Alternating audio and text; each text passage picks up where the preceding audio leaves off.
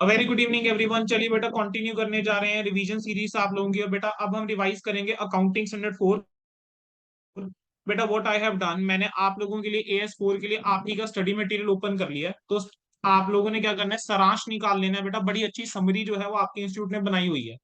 ठीक है, बहुत अच्छी समरी बना के दी है, तो हम इसी समरी को कहीं ना कहीं रेफर करके चलेंगे। बेटा अकाउंटिंग स्टैंडर्ड 4 जो है उसका नाम क्या है? अकाउंटिंग स्टैंडर्ड 4 का नाम है contingencies and events occurring after the balance sheet date. तो अगर तुम ये स्टैंडर्ड को अगर बांटना हो, दो हिस्सों में बांट सकते हो। पहला हिस्सा है events occurring after the balance sheet date और दूसरा हिस्सा है कंटीजेंसीज। ठीक है, अब जब हम कंटीजेंसीज की बात करके चलते हैं तो कंटीजेंसीज के अंदर कहते हैं तीन चीजें हैं जो नहीं आएंगी। कौन कौन सी तीन चीजें नहीं आएंगी? कहेंगे जो भी लाइबिलिटीज होती हैं लाइफ इंश्योरेंस एश्योरेंस और जनरल इंश्योरेंस एंटरप्राइजेस की, जो उन्होंने पॉलिसी इशू करी है उस पर। कोई ऑब्लिगेशन जो है रिटायरमेंट बेनिफिट प्लान के अंदर है वो कंटीजेंसी में नहीं आएंगी, और कोई भी कमिटमेंट जो लॉन्ग टर्म लीज कॉन्ट्रैक्ट से है वो नहीं आएंगी। ठीक है, तो अब कंटीजेंसीज के ऊपर अगर हम आगे बात करके चलें, सर कंटीजेंसी होता क्या है? कंटीजेंसी क्या है? एक कंडीशन या सिचुएशन है कहेंगे जिसका अल्टीमेट आउटकम क्या होने वाला है, या तो गेन होगा या लॉस होगा। ठीक है, वो कब डिटरमिन होता है? ऑन द अकरेंस या नॉन अकरेंस ऑफ वन और मोर अनसर्टेन फ्यूचर इवेंट। कोई ना कोई फ्यूचर अनसर्टेन इवेंट होगा। ठीक है, उसके अक्रेंस या नॉन अक्रेंस के ऊपर डिपेंड करेगा कि हमें गेन होने वाला है या लॉस होने वाला है। अगर गेन होता है तो बेटा आप उसको फाइनेंशियल स्टेटमेंट के अंदर रेकॉग्नाइज करके नहीं चलोगे। ठीक है, लेकिन अगर बेटा अगर लॉस हुआ है तो आप उसको चार्ज करके चलोगे statement of profit and loss के अंदर। ठीक है, अब यहाँ पर दो कंडीशंस आ जाती हैं। पहला है कि प्रोबेबल है कि फ्यूचर इवेंट्स विल कंफर्म, कि जो भी प्रोबेबल रिकवरी के बाद है एसेट जो है वो इंपेयर हुआ है या लाइबिलिटी जो है वो इंकर हुई है बैलेंस शीट डेट के ऊपर। और एक रीजनेबल एस्टिमेट आप कर सकते हो कि कितना लॉस होने वाला है। आपको डिस्क्लोज करना होगा फाइनेंशियल स्टेटमेंट के अंदर अगर दोनों कंडीशन जो है वो मेट हो रही है। If either of the condition A and B जो है is not met unless possibility loss की क्या है, रिमोट है। ठीक है, दोबारा से सुनेंगे ये वाला point two avoid any confusion. क्या है बेसिकली कंटीजेंसी? कहना है कोई भी ऐसी कंडीशन सिचुएशन जिसका अल्टीमेट आउटकम क्या है, गेन होगा या लॉस होगा, which will be determined only on the occurrence और नॉन अकरेंस ऑफ वन और मोर फ्यूचर अनसर्टेन इवेंट। ठीक है, अगर गेन हुआ है तो उसको हम रिकॉग्नाइज करके नहीं चलेंगे, लेकिन अगर लॉस हुआ है तो आप उसको प्रॉफिट एंड लॉस के अंदर क्या करके चलते हो बेटा? चार्ज करके वहां पर आप चलते हो। ठीक है, अगर प्रोबेबल है कि फ्यूचर इकोनॉमिक फ्यूचर इवेंट जो है वो कंफर्म कर देंगे जो भी प्रोबेबल रिकवरी होने वाली है, मतलब अगर लॉस हो रहा है मान लेते हैं कुछ आगे रिकवरी होने वाली है, उस रिकवरी को कंसीडर करने के बाद ये हो जाता है कि हाँ जी हमारा जो एसेट है वो इम्पेयर होगा। अब एसेट इम्पेयरमेंट क्या होता है वो आप जानते हो, AS28 आपने पढ़ा हुआ है। या फिर लाइबिलिटी जो है वो इंकर होगी बैलेंस शीट डेट के ऊपर। ठीक है, और सेकंड क्या है कि एक रीजनेबल एस्टिमेट करा जा सकता है कि कितने अमाउंट का लॉस जो है वो होने वाला है। कह रहे हैं अब आगे वो बोलता है कि जो ये ग्रेंटीज होती हैं, जो एग्जिस्टेंस और अमाउंट है ग्रेंटीज की, या कोई भी ऑब्लिगेशन है डिस्काउंटेड बिल ऑफ एक्सचेंज से, या कोई भी ऐसी ऑब्लिगेशन है जो एक एंटरप्राइज ने है ले रखी है, कहेंगे उसको आपको डिस्क्लोज करना होगा फाइनेंशियल स्टेटमेंट के अंदर नोट्स के थ्रू, इवन अगर उसके अंदर लॉस लॉस की पॉसिबिलिटी क्या है, रिमोट है। ठीक है, इवन अगर पॉसिबिलिटी उस केस में क्या है, लॉस की क्या है, रिमोट है। आगे आ जाता है बेटा events occurring after the balance sheet date. बेटा events occurring after the balance sheet date की अगर हम बात करके चले ना, what do you mean by events occurring after the balance sheet date? मतलब ऐसे इवेंट जो कि अक्कर हुए हैं बैलेंस शीट डेट के बाद। Event occurring after balance sheet का डेट का मतलब क्या होता है? ठीक है, आफ्टर बैलेंस शीट डेट ऐसे इवेंट जो बैलेंस शीट डेट के बाद अक्कर हुए हैं, लेकिन but before approval of financial statement. लेकिन but before approval of financial statement approve होने से पहले, यानी अकाउंट्स अप्रूव होने से पहले by the governing body. Governing body जो है उसने अभी अकाउंट जो है अप्रूव नहीं करे हैं। ठीक है, उससे पहले जो इवेंट हुआ है। बेटा अब ये इवेंट जो है वो क्या हो सकता है? फेवरेबल भी हो सकता है, अनफेवरेबल भी हो सकता है। ठीक है, और जो इवेंट अकर हुआ है एंड ऑफ रिपोर्टिंग पीरियड में और between the date when the financial statement are approve by the board of director अगर कंपनी है, या फिर अगर कोई और एंटिटी है तो उस केस में जो भी अप्रूविंग अथॉरिटी है। कहेंगे अब यहाँ पर दो तरीके के इवेंट हो सकते हैं। एक इवेंट होता है बेटा एडजस्टिंग इवेंट और दूसरा इवेंट होता है non adjusting event. Adjusting event कौन से होते हैं? जो एक एडिशनल एविडेंस प्रोवाइड कर देते हैं कि कंडीशन जो है वो एग्जिस्ट करती थी बैलेंस शीट डेट के ऊपर। ठीक है, एडजस्टिंग इवेंट्स बेसिकली वो इवेंट्स होंगे कहेंगे जो फर्दर जो यहाँ पर हमें फर्दर एविडेंस मिल जाता है कि कंडीशन जो है एग्जिस्ट करती थी बैलेंस शीट डेट के ऊपर। और नॉन एडजस्टिंग इवेंट कौन से होते हैं? कहेंगे ये इंडिकेटिव होते हैं उन कंडीशन के जो बैलेंस शीट डेट के बाद हुई है। यानी ये वाले इवेंट जो हैं वो बैलेंस शीट को अफेक्ट नहीं करेंगे। Do not affect balance sheet item. ये जो है बैलेंस शीट के आइटम को अफेक्ट नहीं करेंगे। Do not effect balance sheet items figures. ठीक है, लेकिन यहां पर क्या करना पड़ेगा? यहां पर आपको रिक्वायर्ड है, आप क्या करके चलोगे? एडजस्टमेंट करके चलोगे किसके अंदर? एसेट्स और लाइबिलिटीज की वैल्यू के अंदर हमें एडजस्टमेंट यहां पर करनी पड़ेगी। यहां पर एडजस्टमेंट नहीं करनी पड़ेगी। ठीक है, इनका हमें क्या करना पड़ेगा? डिस्क्लोजर देना पड़ेगा। डिस्क्लोजर किसमें देना पड़ेगा? जो भी आपकी अप्रूविंग अथॉरिटी है उसकी रिपोर्ट के अंदर, अप्रूविंग अथॉरिटी की रिपोर्ट के अंदर हम क्या देकर चलेंगे बेटा, डिस्क्लोजर देकर चलेंगे। ठीक है, एडजस्टिंग इवेंट अगर है तो आपको एडजस्ट करना है अमाउंट्स को जो आप रिकॉग्नाइज करके चलोगे इन फाइनेंशियल स्टेटमेंट रिफ्लेक्ट करने के लिए। नॉन एडजस्टिंग इवेंट है आफ्टर द रिपोर्टिंग पीरियड है। ठीक है, events after the reporting period, तो कह रहे हैं इसको आपने एडजस्ट नहीं करना है अमाउंट्स को जो आपने रिकॉग्नाइज करी है फाइनेंशियल स्टेटमेंट में। ठीक है, आपको बस क्या करके चलना है, डिस्क्लोज करके चलना है नेचर ऑफ इवेंट और उसका फाइनेंशियल इफेक्ट क्या है रहेगा अगर मटेरियल है। अगर नॉन एडजस्टिंग इवेंट जो है रिपोर्टिंग डेट के बाद का है लेकिन मटेरियल है, तो आपने नेचर ऑफ इवेंट और उसका जो फाइनेंशियल इफेक्ट रहेगा वो आपने जो है डिस्क्लोज करके चलना है, या फिर एक स्टेटमेंट देनी है कि हम एस्टिमेट जो है वो नहीं कर सकते। ठीक है जी। एग्जाम्पल्स क्या है एडजस्टिंग इवेंट के, मतलब वो कह रहे हैं इवेंट जो अक्कर हुआ है बैलेंस शीट डेट के बाद indicate that enterprise is to be going concern, कि हमारी जो एंटरप्राइज है गोइंग कंसर्न नहीं रहेगी। जैसे मान लेते हैं कोई एक मेजर प्रोडक्शन प्लांट था उसके अंदर आग लग गई है, तो वहां पर एक इंडिकेशन मिल रहा है कि हम आगे जो है गोइंग कंसर्न की तरह काम नहीं कर पाएंगे, तो वहां पर फाइनेंशियल स्टेटमेंट जो आप बनाकर चलोगे वो गोइंग कंसर्न एजम्पशन को मान के नहीं चलेंगे वहां पर। नॉन एग्जिस्टिंग इवेंट का एग्जांपल क्या हो गया कि जैसे इन्वेस्टमेंट की मार्केट वैल्यू जो है वो बैलेंस शीट डेट के बाद लेकिन अप्रूवल से पहले जो है गिर गई है। अगर ऑर्डिनरी फ्लक्चुएशंस है मार्केट वैल्यू के अंदर, ठीक है, do not relate to the conditions जो कि एग्जिस्ट करती थी बैलेंस शीट डेट के ऊपर। अब आगे क्या जाता है डिविडेंड, एक और इन्होंने एग्जांपल यहाँ पर दिया, कह रहे हैं डिविडेंड जो है अगर डिक्लेयर करा है रिपोर्टिंग डेट के बाद लेकिन अप्रूवल से पहले, तो कह रहे हैं उसको आपने लाइबिलिटी की तरह रिकॉग्नाइज करके नहीं चलना है, उसको आप डिस्क्लोज नहीं करोगे नोट्स के अंदर क्योंकि कोई भी ऑब्लिगेशन एग्जिस्ट नहीं करती थी रिपोर्टिंग पीरियड के ऊपर। खत्म बेटा, AS4 का यही कंसेप्ट था, ओवर हो गया। ठीक है, क्लियर है, AS4 का कंटेंट क्लियर। Okay sir. चलो यस सर। आप आ जाओ क्वेश्चंस की तरफ। ठीक है, एक बार कंफर्म कर दीजिए आपके सामने इस टाइम क्वेश्चंस वाली फाइल है। Yes sir. Yes sir.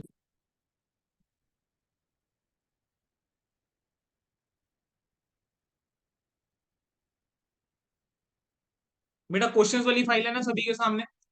बेटा अगेन जो आईसीए के क्वेश्चंस हैं प्लीज एक बार खुद से रीड कीजिएगा। आप लोग मेरे साथ क्या करेंगे, एक्स्ट्रा क्वेश्चंस। ठीक है, तो क्वेश्चन नंबर 10 ऑनवर्ड जो है हमारे एक्स्ट्रा क्वेश्चन है। चलिए बेटा स्टार्ट करेंगे।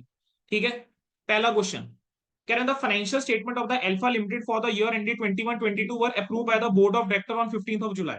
ठीक है, 21-22 यानी 31 मार्च 22 को बेटा मेरी बुक्स जो है वो क्लोज होंगी। 15 जुलाई को क्या हो रहा है, अप्रूवल हो रहा है। अब आपको उसने ना इंफॉर्मेशन कुछ दी है, क्या इंफॉर्मेशन दी है बेटा देखेंगे। कह रहे हैं अ suit against the company advertisement was filed by the party on 20th April claiming a damages of the 25 lakh. ठीक है, आप पहले चलो क्वेश्चन की लास्ट में रिक्वायरमेंट पढ़ लेते हैं। कह रहा है आपको बताना है कि ये इवेंट को आप कैसे ट्रीट करके चलोगे, कंटीजेंसी की तरह ट्रीट करोगे, एडजस्टिंग इवेंट या non adjusting event occurring after the balance sheet date. शुरू करें, चलो मुझे बताओ इसके अंदर क्या होगा बेटा। इवेंट जो है क्या बैलेंस शीट डेट के बाद हो रहा है लेकिन अप्रूवल से पहले हो यस रहा है। सर। Yes sir. ठीक है, अब जो इवेंट हुआ है क्या मुझे तो क्या कंडीशन एग्जिस्ट करती थी on the balance sheet date, क्या no balance sir. Sheet date के ऊपर कोई कंडीशन एग्जिस्ट करती थी, कंडीशन एग्जिस्ट नहीं करती थी ना on the balance sheet date. तो मुझे बताओ नो क्या सर। ये एडजस्टिंग इवेंट है या नॉन एडजस्टिंग इवेंट है। Non adjusting. Non adjusting event है। ठीक कहेंगे जो सूट फाइल हुआ है कंपनी के अगेंस्ट वो कंटीजेंट लायबिलिटी है लेकिन वो एग्जिस्ट नहीं कर रही थी जिस दिन बैलेंस शीट डेट के ऊपर है, तो यहां पर कोई भी एडजस्टमेंट जो है हम नहीं करके चलेंगे। ठीक है, क्लियर है। Yes sir. तो इसका फाइनेंशियल स्टेटमेंट के ऊपर कोई इफेक्ट नहीं आएगा, ये हमारे लिए क्या बनेगा, नॉन एडजस्टिंग इवेंट बनेगा। Next, the terms and condition for acquisition of the business of another company had been decided by March 2022।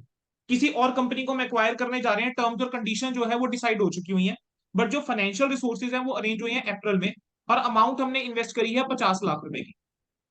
ठीक है, बोलो क्या लगता है क्या आंसर लिखना चाहिए यहाँ पर।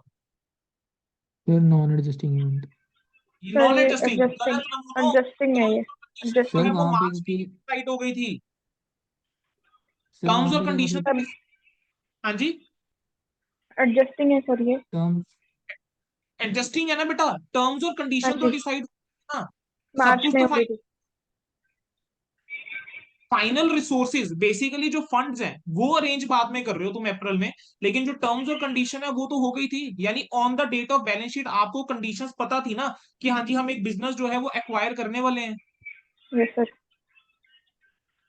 ठीक है, तो यहाँ पर क्या एसेट्स और लाइबिलिटीज की एडजस्टमेंट कर लेनी चाहिए, आंसर है कर लेनी चाहिए। सर एडजस्टिंग इवेंट है ये, पहला नॉन एडजस्टिंग इवेंट, दूसरा adjusting event. In the given case जो टर्म्स और कंडीशन है एक्विजिशन की वो फाइनलाइज हो गई थी बैलेंस शीट डेट से पहले। And carried out before the closure of books of accounts, और बुक्स ऑफ अकाउंट्स क्लोज होने से पहले ये चीज हो गई, बट ट्रांजेक्शन जो है वो अप्रैल में जाकर हुई है। तो जो नेसेसरी एडजस्टमेंट्स है एसेट्स और लाइबिलिटीज में हम करके चल लेंगे एक्विजिशन के लिए, जो बिजनेस एक्विजिशन के लिए जरूरी है। बेटा देखो एडजस्टिंग इवेंट क्या है, सिंपल सी बात ध्यान रखो, अगर कंडीशन जो है वो एग्जिस्ट, आपको फर्दर कोई ऐसा एविडेंस मिल गया है कि जिसे ये पता लग गया जी हाँ जी कंडीशन एग्जिस्ट करती थी बैलेंस शीट डेट के ऊपर, कंडीशन जो है वो एग्जिस्ट करती थी बैलेंस शीट डेट के ऊपर, then that is an adjusting event. और अगर एडजस्टिंग इवेंट है फिर एसेट्स और लायबिलिटीज इफेक्ट होंगे ही होंगे। ठीक है, mark this question is important. Next, theft of cash of 5 lakh by the cashier on 31 March 22 was detected on 16 जुलाई, 16 जुलाई को डिटेक्ट हुआ है, बेटा क्या करेंगे, क्या लगता है? नॉन एडजस्टिंग, क्योंकि 31 मार्च को पता ही नहीं था कि चोरी हुई। पक्का? सर नॉन एडजस्टिंग इवेंट जरूर है ये। लेकिन सर पहली बात तो क्या ये event occurring after the balance sheet date के अंदर फॉल भी करता है? नमूनो ये event occurring after the balance sheet date में फॉल नहीं कर पा रहा, क्यों नहीं फॉल कर पा रहा है? क्योंकि event occurring after the balance sheet date is the event जो अकर हुआ है बैलेंस शीट डेट से लेकर between the date of approval of the financial statement, यहां पर इवेंट हुआ है। और हमारे फाइनेंशियल स्टेटमेंट तो 15 जुलाई को अप्रूव हो गए हैं, लेकिन हमें को पता लग रहा है 16 जुलाई को पता लग रहा है, तो क्या ये event occurring after the balance sheet date के अंदर आएगा भी? नहीं आएगा, नहीं आएगा। नहीं। है ना?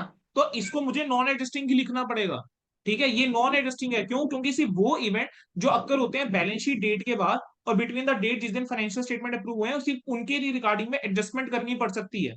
ठीक है, तो अब इन द गिवन केस क्योंकि थेफ्ट जो है वो 16 जुलाई को ही पता लगा है अप्रूवल के बाद, तो यहाँ पर कोई एडजस्टमेंट रिक्वायर्ड नहीं है। क्लियर है? Yes sir. ठीक है सर। बढ़ो आगे। अब अगला क्वेश्चन बेटा सीए इंटर ओल्ड सिलेबस मई 2022 आरटीपी में ये सवाल आया था, एक बार क्वेश्चन पढ़ेंगे।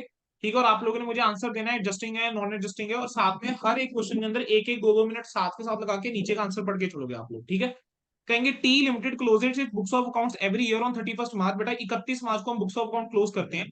Financial statement for the year ended 31 March 2020 are to be approved by the approving authority on 30th June 2020. During the first quarter of 2021, the following events and transactions took place. अच्छा 30 जून को sir approval हो रहा है और पहले quarter में ये transaction ये इवेंट्स हुई हैं। पहला क्या है, टी लिमिटेड के पास 50 टीचिंग मशीन की बेटा इन्वेंट्री थी 5500 पर मशीन के हिसाब से। कंपनी को ऐसा लग रहा है हैवी डिक्लाइन आने वाला है in the demand next year, और इन्वेंट्री की वैल्यूएशन कॉस्ट और एनआरवी विचएवर इज लोअर के ऊपर करी जाती है। अप्रैल 2020 मंथ में क्या हुआ, यानी ईयर एंड के बाद क्या हुआ, फॉल हुआ डिमांड के अंदर और प्राइसेस जो है वो ड्रास्टिकली गिर गए, और कंपनी ने सिर्फ 5 मशीनें बेची हैं, किस प्राइस के हिसाब से, 4000 पर मशीन के हिसाब से कंपनी ने बेचा है। अच्छा मुझे तो यहाँ पर क्या करना चाहिए, यहाँ पर मुझे क्या करना चाहिए, चलो बताओ जरा। आपको क्वेश्चन के अंदर बताना है कि कैसे इन ट्रांजेक्शन का डील करके चलोगे फाइनेंशियल स्टेटमेंट के अंदर फॉर ईयर एंडेड 31 मार्च 2020।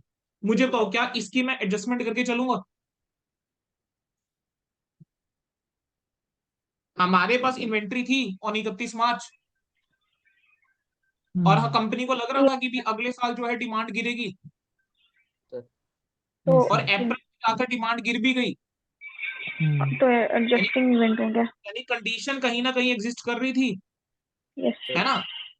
अब जब सर। गिरी कितने में एक मशीन, 4000 में एक मशीन बिक रही है, जबकि इन्वेंट्री वैसे कॉस्ट कितने की थी, क्या 5500 की थी, क्या 5500 की क्या थी कॉस्ट थी? यस ठीक है, तो अब मुझे बताओ यहाँ पर क्या करना चाहिए सर, 4000 के हिसाब से इन्वेंट्री आनी चाहिए, तो मेरे को अपनी किताबों के अंदर इन्वेंट्री कितने भी दिखानी चाहिए, 50 इंटू 4000, मेरे को अपनी किताबों में इन्वेंट्री दिखानी चाहिए बेटा 2 लाख रुपए। मेरे को अपनी इन्वेंट्री को राइट डाउन करना चाहिए टू 4000। ठीक है, बढ़ सकता हूँ आगे। Yes sir. अब fire has broken out in the company's godown on 15 April 2020। अच्छा 31 मार्च के बाद आग लगी है, कंपनी ने एस्टिमेट करा 25 लाख रुपए का लॉस होगा, जिसमें से 75% जो है वो रिकवरेबल है। अच्छा मुझे बताओ फायर कब लगी है, अगले साल जाके? 15 अप्रैल को। ठीक है, 31 मार्च क्या के बाद। 2000 हम बुक्स क्लोज कर रहे हैं 19-20 की, क्या एडजस्टमेंट करके चलूंगा? क्या कंडीशन एग्जिस्ट करती थी? नहीं नो करती सर। थी, नहीं। लेकिन फायर अकर हुई है ना? अब यहाँ पर क्या चीज है, क्या मुझे यहाँ पर गोइंग कंसर्न इवेल्युएट करना चाहिए?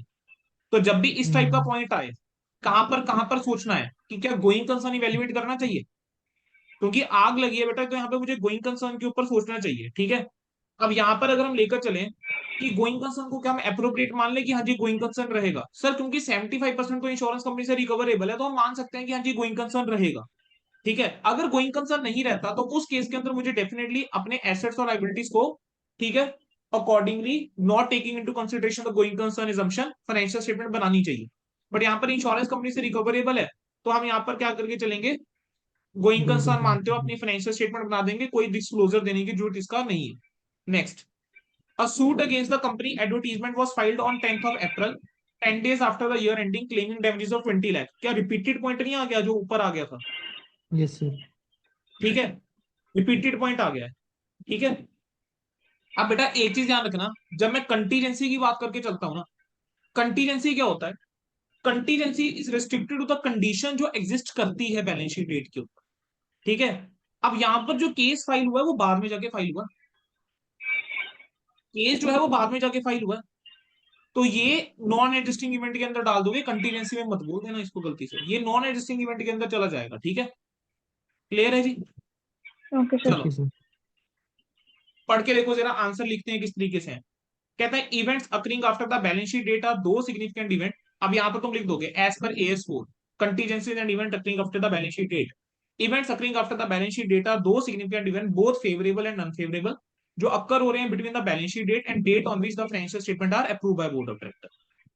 ठीक है, in case of company and by corresponding approving authority in case of any other entity. Assets and liabilities should be adjusted for events occurring after the balance sheet date that provide additional evidence।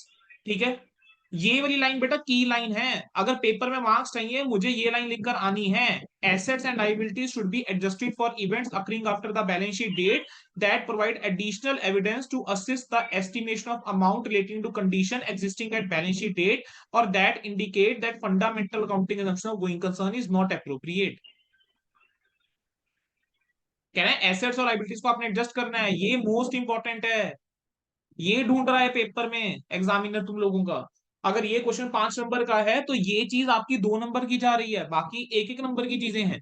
कह रहे हैं in the given case financial statement approve हुई है 30 जून को, तो अब इस principles के बेस के ऊपर पहला पॉइंट। अब कह रहे हैं सिंस 31 मार्च को हम हैवी डिक्लाइन एक्सपेक्टेड था और अप्रैल 20 के अंदर हैवी डिक्लाइन हो भी गया, तो ये एक एडजस्टिंग इवेंट है, तो हमें क्या करना पड़ेगा, इन्वेंट्री के अमाउंट को एडजस्ट करना पड़ेगा, नेट रियलाइजेबल वैल्यू को at the end of reporting period. Accordingly inventory जो है वो राइट डाउन होनी चाहिए 4000 पर मशीन। ठीक है, तो 50 मशीन इंटू 4000, 2 लाख रुपए में आप इन्वेंट्री को लेकर चलोगे। ठीक है, अगला केस कह रहे हैं फायर जो हुई है आफ्टर बैलेंस शीट डेट है ड्यूरिंग 2021, फाइनेंशियल स्टेटमेंट 2019-20 के एडजस्ट नहीं करेंगे, लेकिन अगर इस सर्कमस्टांस के अंदर गोइंग कंसर्न एजम्पशन इवैल्यूएट करना होगा, अगर गोइंग कंसर्न एजम्पशन जो है अप्रोप्रिएट है, अगर अकरेंस ऑफ फायर के बाद भी, तो कोई डिस्क्लोजर रिक्वायर्ड नहीं है, अगर अप्रोप्रिएट नहीं है डिस्क्लोजर देना पड़ेगा। कंटीजेंसी अगर रिस्ट्रिक्टेड है to the condition this is balance sheet date, given case के अंदर केस का फाइल हुआ है 10 अप्रैल को, डेफिनेशन के अंदर फिट नहीं होता है, नॉन एग्जिस्टिंग इवेंट में चला जाएगा। बोलो क्लियर है? इजी है मुश्किल है? Okay, sir. ठीक है, अब इस वाले टॉपिक के ऊपर आप लोगों ने बेटा घर पे टाइम लगाना है, पता है किस चीज के ऊपर, मुझे इतना बताया, आप लोग गलती नहीं करोगे, एडजस्टिंग नॉन एडजस्टिंग में बच्चा गलती नहीं करता, वो हर बच्चा संभाल लेता है। लिखना कैसे, उस चीज के ऊपर टाइम लगाना है। मतलब मेरे साथ क्या होगा, मेरे साथ आप लोगों ने कंसेप्ट रिवाइज कर लिया चैप्टर का, मेरे साथ आप लोगों ने अब इसके क्वेश्चन अब कवर हो जाएंगे, लेकिन आप लोगों ने घर पे किस चीज का टाइम लगाना है, इस चीज का टाइम लगाना है कि इसका आंसर लिखना कैसे है। कह रहे हैं explain the accounting treatment of contingent gains as per the contingency events occurring after the balance sheet date. बोलो कंटीजेंस गेन्स को क्या रिकॉग्नाइज करके चलते हैं? सर कंटीजेंस गेन्स को हम No. रिकॉग्नाइज ही नहीं करके चलते, तो contingent gains are never recognise in the financial statement since their recognition में result in recognition of revenue, जो हो सकता है कभी रियलाइज ना हो। लेकिन कहना है जहां पर रियलाइजेशन गेन की सर्टेन है और कोई कंटीजेंसी नहीं है, तो वहां पर अगर अकाउंटिंग करते हो गेन की अप्रोप्रिएट है। ठीक है, नेक्स्ट आरटीपी नवंबर 2021 का सवाल। एक्सवाईजेड लिमिटेड जो है वो ऑपरेट करता है एक business into various segment, its financial year ended on 31 March 2020। ठीक है, and its financial statement were approve by approving authority on 15 June. Date ध्यान रखना, 15 जून को अप्रूव हो रहा है, 31 मार्च को बुक्स क्लोज हुई है। कह रहे हैं a major property was sold, it was included in balance sheet on 25 lakh, contract हो गया था 15 मार्च को, सेल कंप्लीट हुई थी 15 मई को। ठीक है, और 26,50,000 में। ठीक है, क्वेश्चन की रिक्वायरमेंट क्या है, इनके साथ कैसे डील करोगे फाइनेंशियल स्टेटमेंट के अंदर, बोलो बेटा क्या करना चाहिए मुझे बताओ। सर क्या 15 अप्रैल 15 मार्च को क्या Adjusting. कॉन्ट्रैक्ट हो गया था, Yes, sir. प्रॉपर्टी बेच दी थी तुमने, सेल जो है वो 15 मई को कंप्लीट हुई है, लेकिन क्या मैं ऐसा बोल सकता हूँ कि कंडीशन जो है वो एग्जिस्ट करती थी? तो एग्जिस्ट क्या कर मैं रही इसको थी। एडजस्टिंग इवेंट बोल सकता हूँ? आंसर है yes, I yes can sir. Call this as this sale of property as an adjusting event. ठीक है, क्योंकि कॉन्ट्रैक्ट जो है वो तो ईयर एंड से पहले ही हो गया था। तो अगर मैं इस सेल का इफेक्ट लेकर चलूं तो क्या बैलेंस शीट के अंदर जो मेरी प्रॉपर्टी आ रही है क्या मुझे दिखानी चाहिए? नहीं दिखानी चाहिए ना। और जो 1.5 लाख रुपए का मेरा बल्कि प्रॉफिट है, 25 और 26.5 लाख का जो डिफरेंस है, वो मुझे प्रॉफिट इसी कंसीडर की करना बड़ी। चाहिए। ठीक है, बेसिकली यहाँ पर साथ में देखा जाए तो सब्सटेंस ओवर फॉर्म की भी बात हो रही है। यहाँ पर चलो AS4 तो चलो जो है साथ में कहीं ना कहीं यहाँ पे substance over form into play आ रहा है। Yes sir. Next, on 2nd April 2020, a fire completely destroyed a manufacturing plant. It was expected 10 million जो है लॉस होगा, जो फुली कवर्ड बाय इंश्योरेंस है। तो यहाँ पर गोइंग कंसर्न का आता है, 2 अप्रैल को आग लगी है, तो आग तो देखो बाद में नॉन जाके लगी है, एग्जिस्टिंग आ गया। लेकिन नॉन एग्जिस्टिंग इवेंट है। ठीक है, क्योंकि कंडीशन एग्जिस्ट नहीं करती थी on the balance sheet date. लेकिन यहाँ पर अब नेसेसरी है चेक करना क्या चीज, गोइंग कंसर्न एप्रोप्रिएट है या नहीं है एजम्पशन। अगर गोइंग कंसर्न एजम्पशन एप्रोप्रिएट है तो उस केस में कोई डिस्क्लोजर रिक्वायर्ड नहीं है। लेकिन अगर गोइंग कंसर्न एप्रोप्रिएट नहीं है तो उस केस में डिस्क्लोजर देना पड़ेगा। ठीक है, उस केस में डिस्क्लोजर जो है देके चलना पड़ेगा। Yes sir. डेफिनेटली देखो बेटा, नोट्स टू अकाउंट्स के अंदर हम लिख सकते हैं कि हाँ जी आग लगी थी, लेकिन हमारा क्या है, पूरी तरह से कवर्ड है। ठीक है, आग लगी अप्रैल 2 को, इतने का नुकसान हुआ, लेकिन फुल फ्लैश तरीके से क्या कवर है, नोट्स के अंदर आप दे सकते हो। नेक्स्ट, लेकिन मुझे अपनी फाइनेंशियल स्टेटमेंट को अफेक्ट करने की जरूरत नहीं है, मतलब मुझे गोइंग कंसर्न एजम्पशन ये नहीं है कि इनएप्रोप्रिएट मान के अपनी एसेट्स और लाइबिलिटीज को अलग वैल्यू के ऊपर दिखाऊं। नेक्स्ट क्या कह रहा है, a claim for damages amounting to 8 million for breach of patent has been received by entity prior to year end. हमें ईयर एंड होने से पहले एक नोटिस मिल गया था भाई क्लेम के लिए 8 million का, कि तुमने पेटेंट का ब्रीच करा है। डायरेक्टर की ओपिनियन है backed by the legal advice कि claim will unlikely prove to be baseless, कि क्लेम जो है वो बेसलेस है। But it is estimated that it would involve a considerable expenditure on legal fees. कह रहे हैं लीगल फीस के ऊपर अच्छा खासा खर्चा जो है होने वाला है, लेकिन क्लेम जो है वैलिड नहीं होने वाला। बताओ क्या करें? कंटीजेंसी दिखा देंगे सर। कहेंगे देखो जो एविडेंस हमारे पास प्रोवाइड करे गए हैं, जो क्लेम है वो एक्सीड नहीं होगा अगेंस्ट द कंपनी। तो मुझे डेफिनेटली इस 8 million के लिए तो देखो कोई रिकग्निशन नहीं करके चलनी चाहिए, है ना। लेकिन जो मेरी लीगल फीस जाएगी, क्या मुझे उसके लिए प्रोविजन क्रिएट करनी चाहिए? जो लीगल फीस है क्या उसके लिए प्रोविजन क्रिएट करनी चाहिए? अब ये वाला यस जो सर। पॉइंट है ना, ये ज्यादा AS4 पे ना जाकर ये AS29 के अंदर ज्यादा फॉल करता है। अगर सोच के देखो ये AS29 के लिए ज्यादा रेलिवेंट रहता है ना, कि हम प्रोविजन क्रिएट करके चलेंगे लीगल डैमेजेस के लिए। डन है। Yes sir. चलो फटाफट से इसके आंसर पढ़ के देखें क्या कहता है। कह रहे हैं सेल ऑफ प्रॉपर्टी को एडजस्टिंग इवेंट मान के चलोगे, क्योंकि कॉन्ट्रैक्ट हो चुके हैं, तो सेल का इफेक्ट रिफ्लेक्ट करके चलोगे। Profit on sale of property जो है वो 1.5 लाख कंसीडर करके चलेंगे। इवेंट जो है नॉन एडजस्टिंग इवेंट है। ठीक है, क्योंकि फायर जो है बाद में करो, ये it is not but it is necessary to consider the validity of going concern assumption. Also since the loss would be fully recovered by insurance company, तो आपको ये फैक्ट नोट्स के अंदर दिखा देंगे। जो एविडेंस प्रोवाइड करे गए हैं, जो क्लेम है अगेंस्ट कंपनी, वो सक्सीड नहीं होगा। तो जो 8 million है उसके लिए प्रोविजन हम क्रिएट करके नहीं चलेंगे, लेकिन जो लीगल फीस जाने वाली है उसके लिए आपको प्रोविजन क्रिएट कर लेनी चाहिए। ठीक है, नेक्स्ट कहेंगे, a case is going on between ABC limited and tax department on claiming that exemption for certain items. एक केस चल रहा है टैक्स डिपार्टमेंट और ABC लिमिटेड में, कुछ आइटम्स को लेकर एग्जम्पशन क्लेम कर रखी है। कोर्ट ने ऑर्डर इशू कर दिया 15 अप्रैल को जाकर। केस चल रहा था कब में, 2019-20 में के लिए केस चल रहा था। कहेंगे कोर्ट ने ऑर्डर इशू कर दिया 15 अप्रैल को और रिजेक्ट कर दिया कंपनी का क्लेम। अकॉर्डिंगली कंपनी जो है उसको एडिशनल टैक्स पे करना होगा। फाइनेंशियल स्टेटमेंट 31 मई को अप्रूव होने वाली है, हो रही है। कहेंगे क्या कंपनी को काउंट करना चाहिए इस टैक्स को, ठीक है, 2019-20 में, या इसकी काउंटिंग जो है 2021 के अंदर करना चाहिए? सर कब करना चाहिए? 19-20 में ना, 19-20 में ना।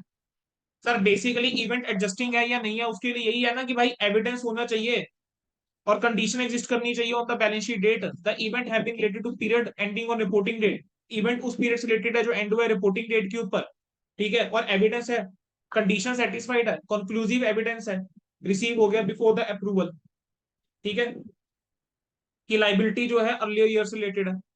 तो इसको एडजस्टिंग इवेंट मानते हुए आप 2019-20 के अंदर ही एडजस्ट करके चलो। ठीक है बच्चों, चलो अगला क्वेश्चन जरा पढ़ के देखो। क्या अगले क्वेश्चन के अंदर कोई भी नया पॉइंट है? क्या रिपीटेड क्वेश्चन नहीं है अगला? RTP नवंबर 2020 के अंदर आया। कह रहे हैं फायर ने क्या करा, मैन्युफैक्चरिंग प्लांट उड़ा दिया ओमेगा लिमिटेड का। Financial statement approve by approving authority है on 15 June. It was expected कि 10 लाख रुपए का जो लॉस है वो fully covered by insurance company है। तो सर नॉन एग्जिस्टिंग इवेंट है, लेकिन गोइंग कंसर्न को चेक करना जरूरी है क्योंकि इंश्योरेंस कंपनी से रिकवर्ड है, तो नोट्स के अंदर दिखाना जरूरी है। तो जो ऊपर पार्ट्स के अंदर आ रहा था, क्या उसके ऊपर इन्होंने अलग से क्वेश्चन बना दिया? तो कुछ नया नहीं है। बढ़ सकता हूं आगे। Yes yes sir. Next, with reference to AS4 आपको बताना है कि इसको कॉन्टीजेंसी मानोगे, event occurring after the balance sheet date में एडजस्टिंग इवेंट मानोगे, नॉन एडजस्टिंग मानोगे। पहला, a fire has damage the assets in factory on 5 April, 5 days after the year end. Asset जो है वो पूरी तरह से इंश्योर्ड है और बुक्स जो है अप्रूव नहीं हुई है। बोलो क्या एडजस्टिंग है non adjusting? Non existing. Non adjusting. Next, suit file हुआ है कंपनी के against on 10th of April, adjusting है non adjusting? Non adjusting. Non existing. Non adjusting, non adjusting, खत्म। अगला क्वेश्चन पढ़ो। ओल्ड सिलेबस के अंदर आया बेटा, पास पेपर क्वेश्चन है December 2021। As per provision of AS4 you are required to state whether the following transaction adjusting है या नॉन एडजस्टिंग है। पढ़िए बेटा एक बार ये वाला क्वेश्चन पढ़िए, सोचो जरा इसका answer.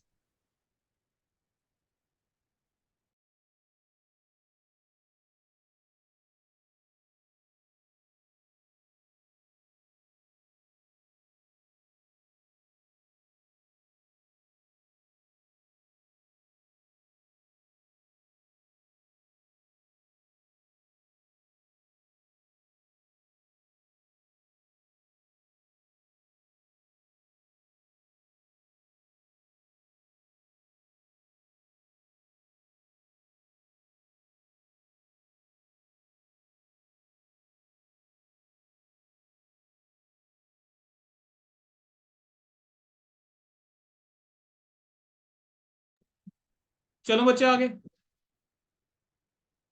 Equity dividend for the year 2021 was declared at a rate of 7% on 15th मई। अच्छा मुझे तो इसका क्या करेंगे सर? डिविडेंड जो है वो बैलेंस शीट डेट के बाद डिक्लेयर करे गए हैं,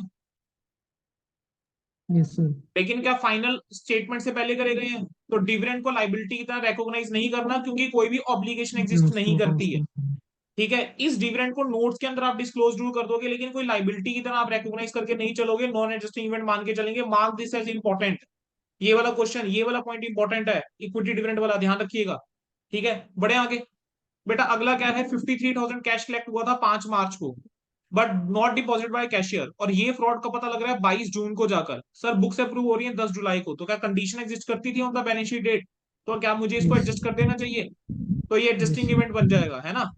अगला क्या है, एक बिल्डिंग डैमेज हो गई है due to occurrence of fire on 23 मई और लॉस एस्टिमेटेड है 81 लाख रुपीज का। तो यहाँ पर क्या गोइंग कंसर्न मुझे चेक करना होगा? Yes sir. ठीक है, वैसे तो नॉन एग्जिस्टिंग इवेंट है, लेकिन मुझे गोइंग कंसर्न यहाँ पर चेक करके चलना होगा, है ना। क्लियर? चल सकता हूँ आगे? Yes sir. चलो पढ़ो आगे। मुझे बताना क्या कोई नया पॉइंट मिल रहा है? बस अब आगे मुझे बताना क्या कोई नया पॉइंट मिल रहा है, क्या सेम पॉइंट मिल रहा है। जुलाई 2021 में क्वेश्चन आया, कह रहे हैं कंपनी के अगेंस्ट सूट फाइल हुआ है कब? 5 अप्रैल 2021 को। फाइनेंशियल ईयर अप्रैल से मार्च का है। मुझे बताओ adjusting non adjusting? Non adjusting non existing. है ना, नॉन एडजस्टिंग है। Yes sir. चलो next, company sends a proposal to sell a immovable property for 45 lakhs। Book value जो है 30 लाख की है, लेकिन डीड रजिस्टर्ड हुई है 15 अप्रैल को। कंपनी ने प्रपोजल भेजा है। अब यहाँ पर प्रपोजल भेजा है, फाइनल थोड़ा ना हो गया है। तो क्या यहाँ पर एडजस्टमेंट करनी है? नहीं करनी सर। सर जो नहीं पहले वाला करनी। केस पड़ा था उसके अंदर वो हो गया था, फाइनल हो गई थी चीजें, है ना। पढ़ो जरा। वही सर, नो इसी में एडजस्टमेंट टू कंफ्यूजन एसेट्स हो और गया। Liabilities required as the event does not affect the determination and condition of amount stated in financial statement. There was just a proposal before 31 March. Sale cannot be shown in financial statement for 31st March. Sale is an event occurring after balance sheet date and non-existing event. Next, terms or condition for acquisition of business of another company has been decided by end of March 21. क्या repeated question आ गया बेटा? Yes sir. ये adjusting Next, बन जाएगा। theft of cash of 4 lakh was done by cashier in month of March.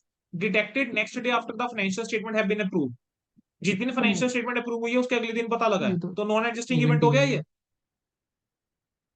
Non existing event, पिछले वाला yes sir. Existing event. बढ़ू आगे। चलो आगे बढ़ो। State with reasons how the events would be deal in the financial statement. Negotiation with another company for acquisition of business was started on 21st January. Hari limited invested 40 lakh on 22 April। 22 अप्रैल को करा है, क्या balance sheet date के बाद invest करा है? Yes sir. लेकिन negotiation start हो गई थी। तो यहां पर देखो जाए क्या करना चाहिए, मुझे बताओ जरा, क्या फाइनेंशियल पोजीशन को इफेक्ट करना चाहिए? नहीं सर। तो इसका आंसर कैसे लिखना है सुनेंगे, मार्क दिस एज इंपॉर्टेंट। कैसे लिखोगे? कह रहे हैं आपको रिपोर्ट के अंदर जो भी अप्रूविंग अथॉरिटीज है उसकी रिपोर्ट के अंदर डिस्क्लोजर देकर चलना होगा, ठीक है? क्योंकि कहीं ना कहीं ये एक समझो मेजर कमिटमेंट है जो हम कर रहे हैं, जो फाइनेंशियल स्टेटमेंट को इफेक्ट करेगी। आप 40 लाख रुपए की इन्वेस्टमेंट जो है होने वाली है, ठीक है? तो ये एक मेजर चीज है, तो आपको इसको बोर्ड रिपोर्ट के अंदर डिस्क्लोज करके चलना होगा ताकि यूजर्स जो है वो प्रॉपर इवेल्युएशन और डिसीजन जो है ले सके। नेक्स्ट क्या है, कंपनी ने प्रोविजन बनाई हुई है 4% की टोटल डेटर्स के ऊपर प्रीवियस ईयर के हिसाब से। सेकेंड वीक ऑफ मार्च 2022 के अंदर एक 2.5 लाख रुपए का डेटर्स था, उसको हैवी लॉसेज हो गए अर्थक्वेक की वजह से। लॉस जो है इंश्योरेंस पॉलिसी कवर्ड नहीं था। मई के अंदर डेटर जो है बैंकक्रप्ट हो गया। सर 25 जुलाई को अप्रूव होती है वो कंडीशन। मुझे बताओ क्या ये जस्टिंग इवेंट है? आंसर है यस। अर्थक्वेक कब आया? अर्थक्वेक कब आया था? मार्च में, है ना? इंश्योरेंस पॉलिसी कवर नहीं था, डेटर का बैंकक्रप्ट हो गया मई में, अप्रूवल से पहले हो गया। क्या कंडीशन एग्जिस्ट करती थी बैलेंस शीट डेट के ऊपर? Yes sir. Balance sheet date के ऊपर कंडीशन एग्जिस्ट करती थी ना। अर्थक्वेक आ चुका था ना, वो लॉस में जा चुका था ना डेटर। यस। तो क्या ये मेरे लिए एडजस्टिंग इवेंट बन जाएगा? आंसर है यस, एडजस्टिंग इवेंट बन जाएगा। तो यहाँ पे जो पूरा 2.5 लाख उससे लेना था, मुझे उसके लिए प्रोविजन यहाँ पर क्रिएट करनी होगी, ठीक है?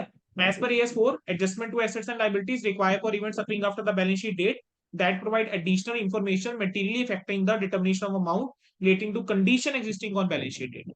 कह रहा है एडजस्टमेंट करनी होगी एसेट्स और लायबिलिटीज की, रिक्वायर्ड है उन इवेंट्स के लिए जो बैलेंस शीट डेट के बाद होते हैं, जो एडिशनल इंफॉर्मेशन प्रोवाइड करते हैं, ठीक है, of the condition which exist on the balance sheet date. अब डेटर जो है उसको 2.5 लाख रुपए का नुकसान हो रखा था सेकंड वीक ऑफ मार्च के अंदर, जो इंश्योरेंस से कवर्ड नहीं था। इंफॉर्मेशन जो थी विद इट्स इम्प्लीकेशन वो कंपनी को पहले से पता थी। फैक्ट कि वो बैंकरप्ट हुआ है मई 2022 के अंदर, वो सिर्फ एक एडिशनल इंफॉर्मेशन है, ठीक है? अकॉर्डिंगली कह रहे हैं 2.5 लाख की आपको पूरी प्रोविजन क्रिएट करके चलना होगा, ठीक है, ड्यू टू इंसॉल्वेंसी। नेक्स्ट बढ़ू आगे। Third, during the year 21-22 Hari limited was sued by competitor for 13 lakh for infringement of a trademark। Company के लीगल काउंसिल के बेस के ऊपर 8 लाख रुपए का हमने प्रोविजन क्रिएट कर दी 31 मार्च को।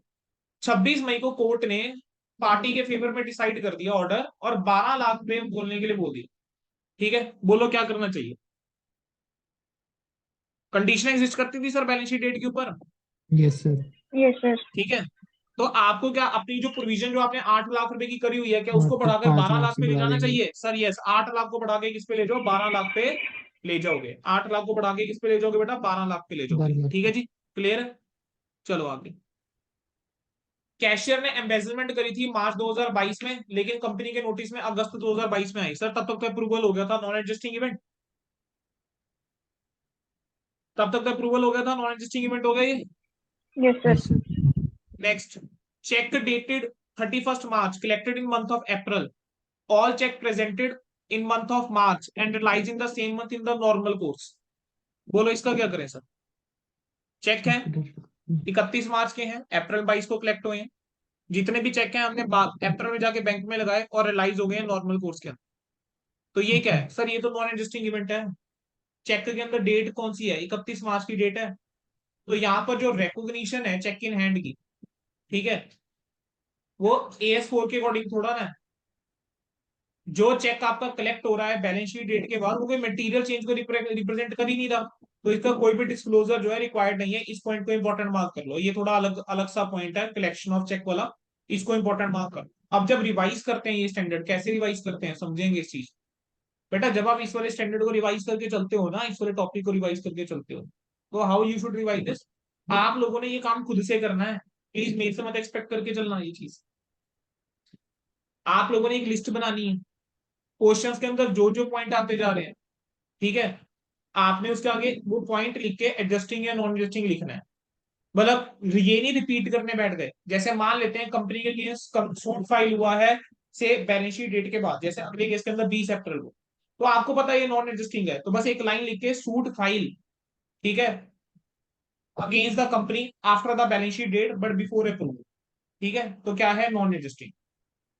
टर्म्स और condition acquisition of another company की decided in March but resources arrange after balance sheet date, adjusting event है ये, है ना, ये एडजस्टिंग इवेंट है, राइट।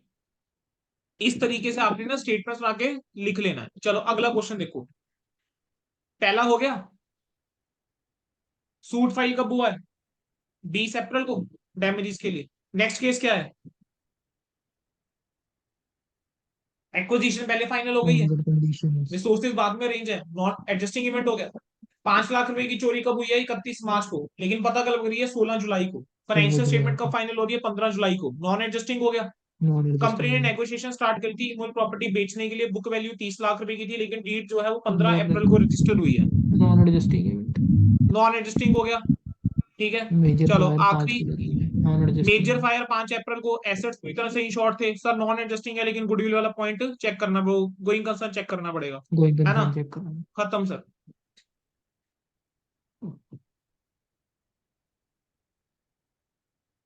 कैसा लगा ये इसको,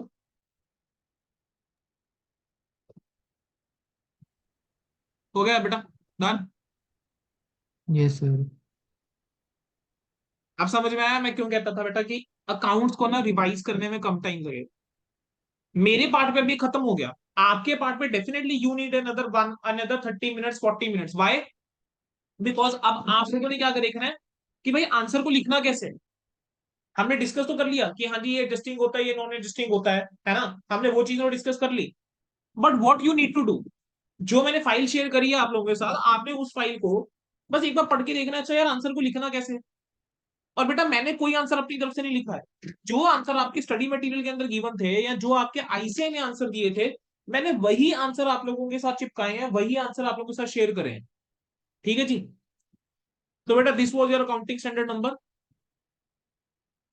4, हो गया रिवाइज।